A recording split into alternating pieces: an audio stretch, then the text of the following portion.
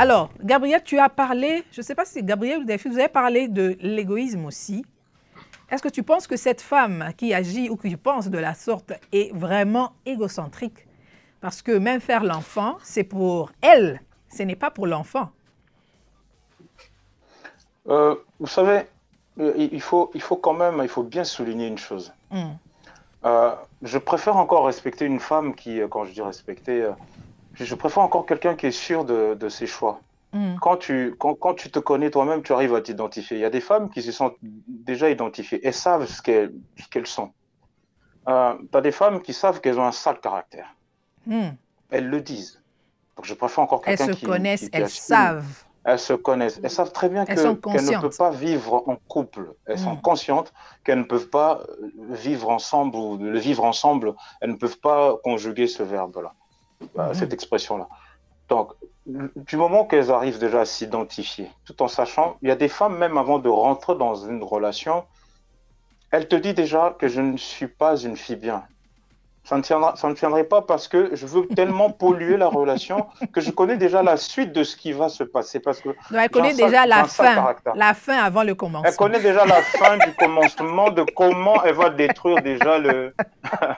Imaginez déjà. Donc, je préfère déjà respecter une personne comme ça parce que elle sait qu'elle va polluer sa relation. Pourquoi? Parce qu'elle se dit quoi? Il y a souvent un défaut chez les femmes, Mhm. tout comme ça peut être chez les hommes, mais en parlant de la femme, il y a souvent ce défaut-là. Elles se disent, par exemple, en t'informant que tu sais, moi j'ai un sale caractère. Au fait, c'est comme si c'était un vilain défaut, mais tout en étant une qualité où il arrive à la C'est comme chérir, au un fait, cette péché qualité. mignon. Non seulement ce péché mignon, mais elle arrive quand même à le chérir en disant, tu sais, moi, je sais que j'ai un sale caractère. Au fait, c'est comme si elle exhibait ce trophée-là de sale caractère. Mhm. Donc, de temps en temps, elle peut même l'arroser, ce sale caractère, au fait. Elle Je l'arrose, des fois, entretient. je l'embellis comme ça, j'entretiens mon sale caractère. Tu sais, mon sale caractère, c'est vraiment époustouflant. Tu sais, mon sale caractère, là, quand je le mets comme ça, là, un homme ne peut pas résister. Donc, soit il pleure, soit il part en courant. Donc, personne ne peut supporter mon sale caractère. Et ce Mm. sale caractère-là s'accorde à chaque personne, à chaque homme qui va rentrer dans sa vie. Ce sale caractère-là va prendre de l'ampleur, va même grandir, ça va même se cristalliser à un moment donné, ça devient sa marque de fabrique. Mm. C'est-à-dire que cette femme-là, dans le couple, dans une relation, Mhm. elle va ramener ce comportement-là, elle sait pertinemment que ça ne va pas marcher.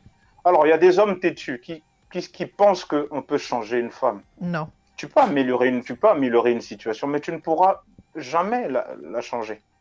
Vous savez. Et maintenant, quand elles prennent une décision, par exemple, parce que ces femmes-là s'aiment avant tout, elles se disent c'est d'abord moi, mon bonheur. Mhm. Moi, je veux d'abord avoir d'abord mon compte en banque à moi d'être rempli, même s'il faut qu'on me donne l'argent. Je veux que cet argent-là va sur mon compte. Je veux que ça soit à moi avant tout. Même dans une situation, il faut que c'est moi la gagnante avant tout. Mhm. Donc, elles sont L'égoïsme. déjà dans cette optique. Donc, et non seulement ils sont dans cet égoïsme-là, mais ils ne s'en rendent pas compte. Ils se disent, non, il faut d'abord s'aimer. Elles s'aiment. Et le fait de s'aimer, ça les aveugle un peu. Ils ne peuvent pas voir à quel point c'est de l'égoïsme. Parce que quand on décide, tu m'aimes, je t'aime. Mm. Quand on décide de vivre ensemble, on passe le cap où il faut faire des sacrifices. Le vivre ensemble, c'est le sacrifice. Tu vis pour l'autre, l'un, et l'autre vit pour et vice-versa. Mhm. Donc, il y a beaucoup de gens qui ne peuvent pas rentrer dans ces schémas-là. Et ces femmes-là ne peuvent jamais rentrer dans ce schéma-là parce qu'arrivé à un moment donné, il va falloir maintenant s'occuper de l'autre. Elles sont incapables de le faire. Mhm. Alors, maintenant, elles se disent quoi? J'évolue ou tout ça, je suis une femme. Arrivé à un moment donné, il y a l'horloge biologique qui va me rattraper. Ben, du coup, comme je ne peux pas vivre avec un homme, mais Je j'ai peux une vivre avec un capacité enfant. d'avoir un enfant. Au moins, je peux dire que non, bah, écoute, je suis quand même une femme. Nabotaki, Nabotaka. Je Mhm. suis quand même une femme. Et maintenant, l'enfant là qui naît, au fait, c'est comme si, moi, pour moi, dans leur tête, c'est comme si c'est un objet qu'on protège précieusement. C'est-à-dire, l'enfant va être là, tu vas l'aimer, mais il va l'aimer d'une certaine manière. Et ces enfants-là, souvent, même quand ils grandissent, qui ont grandi qu'avec leur mère, ils ont toujours cette carence-là parce qu'ils se disent, ah non, moi j'aimerais bien, soit ils vont vouloir remplacer le papa par quelqu'un de l'extérieur, soit un ami, un oncle ou ainsi de suite. Mais ces femmes-là, ce qu'elles infligent, par exemple, aux enfants, elle va infliger tout à fait son idéologie.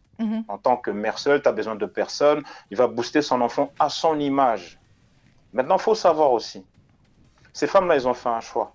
Mais il y en a d'autres, elles peuvent avoir le même choix, mais par dépit.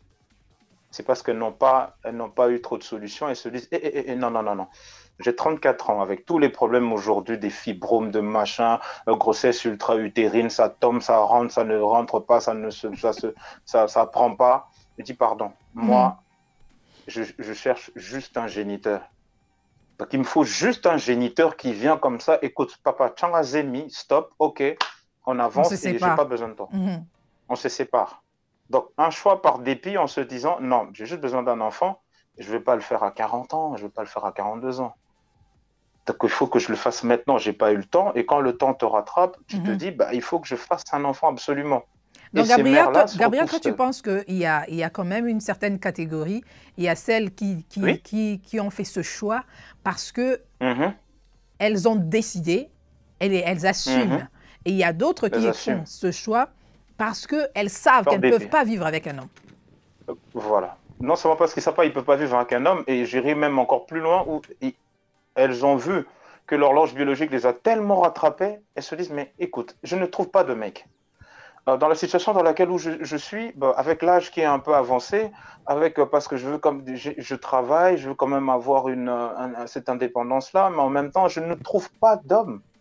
Ou soit tu es très exigeante, ou soit tu n'as pas eu de chance. Parce que vous savez qu'une femme peut arriver jusqu'à 40 ans, n'a vraiment pas eu de chance avec les hommes. Oui, il y en a. Il y a personne